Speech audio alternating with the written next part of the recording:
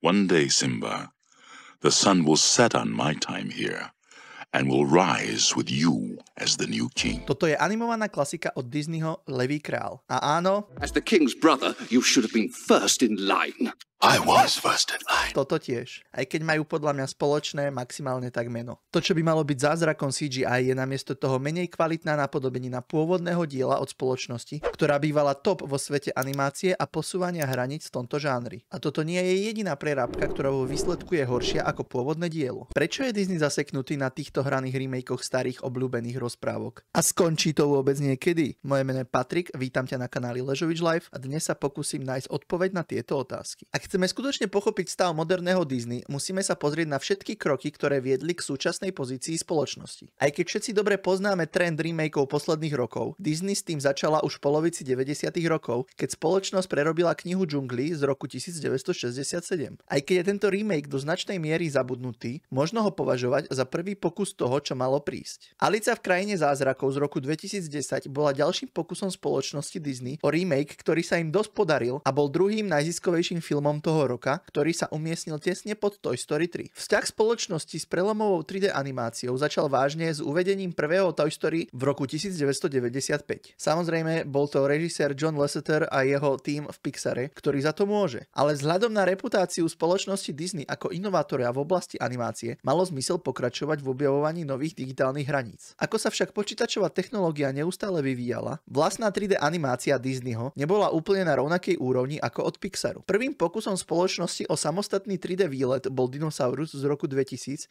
ktorý rozhodne nebol hitom na úrovni Toy Story. Schválne mi povedzte, kto ste vedeli, že takýto film existuje. Napíšte mi to do komentára, som strašne zvedavý. Kritika, ktorá vznikla na Disneyho v tomto ranom štádiu, najmä film Dinosaurus bol opísaný ako technicky brilantný, ale chýbala mu podstata alebo účel. Najčastejšou sťažnosťou bolo, že realistické zvieratá vyzerali neprirodzene, keď hovorili. Look.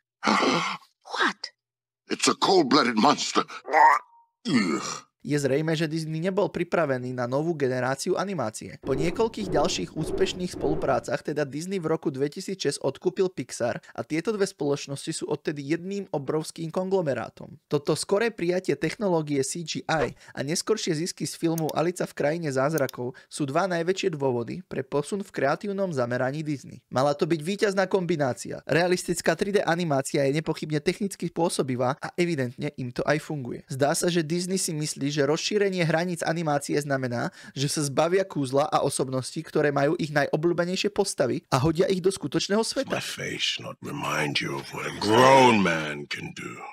Remake Mulan z roku 2020 je skvelým príkladom všetkých týchto problémov. Aj keď film má náznaky, že sa snažili o väčšiu úctu k čínskej kultúre, hoci tým ľudí, ktorí na tom pracovali, väčšina z Ázie ani nie sú. Zakorenenie filmu v skutočnom svete znamenalo odstránenie obľúbeného draka Mušu, ako aj všetkých ikonických hudobných čísel. A aj keď sa Mulan vráti na konci domov ako hrdinka celej ríše, She has saved the dynasty, the entire kingdom. Is in her debt. A príbeh sa v podstate nezmení, tak film prichádza o to kúzlo, čo malo pôvodné dielo. Namiesto toho, aby sa Mulan postavila pred výzvy vojenského života prostredníctvom jednej z najlepších hudobných montáží, aké boli kedy nakrútené, akože sorry, ale je to fakt geniálna scéna. Fakt som si ju užíval aj ako dieťa a aj ako dospelý. Tak tu jej bojová zdatnosť pochádza hlavne z jej vrodených vlastností. V Mulan z roku 2020 nie je žiadna osobnosť, žiadna skutočná pozitívna zmena originálu. Realistické CGI je také bezcharakterné, že to hraničí s úplným zabudnutím na tento film. Disney sa však o nič z toho nestará. Oni si nevyberajú filmy na prerobenie na základe túžby vylepšiť existujúcu prácu alebo posunúť animáciu na nový level. Vyberajú podľa toho, koľko peňazí dokážu zarobiť. I can make you rich.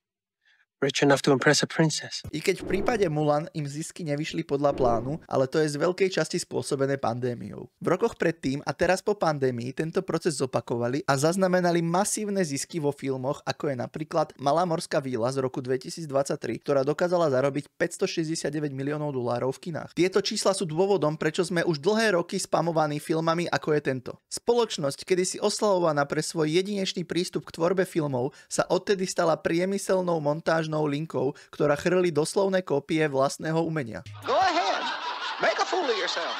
And maybe you'll listen to your conscience. Prequel k hyperskutočnému 3D animovanému remakeu Levieho kráľa, ktorý sme mali na Vianoce v kinách, je smutným a nevyhnutným záverom dlhoročného snaženia spoločnosti Disney, aby bola ich knižnica tak nevýrazná a nudná, ako je to len možné. Akože sorry, ja keď si teraz čítam ten scenár, čo som si k tomu napísal, tak vyzerá to, že extrémne nakladám na to Disney, ale je to tak proste. Som z toho extrémne zúfalý z tejto situácie a dúfam, že to je na mne poznať. Vytvorenie tohto v úvodzovkách dokumentu o prírode bolo nepochybne náročné, no zároveň je to menej efektívne využitie realizmu, ako mohlo byť. Yeah, but your scientists were so preoccupied with whether or not they could, they didn't stop to think if they should. Medzi tým napríklad taký Sonic 3, ktorý bol v kinách v rovnakom čase ako Mufasa, je oveľa lepším príkladom toho, ako začleniť CGI do realistického prostredia. Frančíza Sonic si získala značných a lojálnych fanúšikov, čiastočne je to spôsobené zmenami pôvodného dizajnu Sonika pred uvedením prvého filmu. Vďaka obrovskému odporu fanúšikov Sonic bol prerobený tak, aby vyzeral viac ako jeho originálne ja. Ale zároveň zostal dostatočne vierohodný pri interakcii so skutočnými ľuďmi a predmetmi. Filmy Sonika majú výrazný farebný a očarujúci štýl, aj keď sa odohrávajú v skutočnom svete, čo je schopnosť, o ktorú sa Disney zrejme nezaujíma. And you look different. Hey, it's no secret I had the CGI surgery done, and it's done wonders rejuvenating my career. A nejde len o remakey a ich pokračovania. Nové a štilizovanejšie 3D animované projekty od Disney sú tiež na mŕtvom bode. Disneyho štýl ostal rovnaký, zatiaľ čo spoločnosti ako Sony a DreamWorks robia pôsobivé štilistické skoky v rámci CGI, zatiaľ čo Disney uprednostňujú tú cestu, kde iba ťažia z bývalej slávy značiek, ktoré boli obľúbené kedysi, pred umeleckým vyjadrením, čo znamená, že len veľmi málo ich novších projektov malo rovnaký kultúrny vplyv ako tie, ktoré boli vydané v starom 2D štýle. Ale našťastie sa Disney raz budú musieť minúť tieto obľúbené klasiky, ktoré môžu prerobiť, aj keď nás tento rok stále čaká veľmi zle vypadajúca Snehulienka alebo Lilo a Stitch. A rok 2026 nám poskytne live action prerábku Moany a Herkulesa, ktorý sa momentálne topí v produkčnom pekle. Ak bude tento trend pokračovať, všetky tieto filmy si v pokladniach odnesú milióny, no na žiadny z nich nebude nikto spomínať v dobrom. Moderný Disney môže zarábať peniaze, ale už určite netvorí históriu, umenie ani žiadne významné filmy, ktoré by ovplyvňovali generácie, ako tomu bolo kedysi.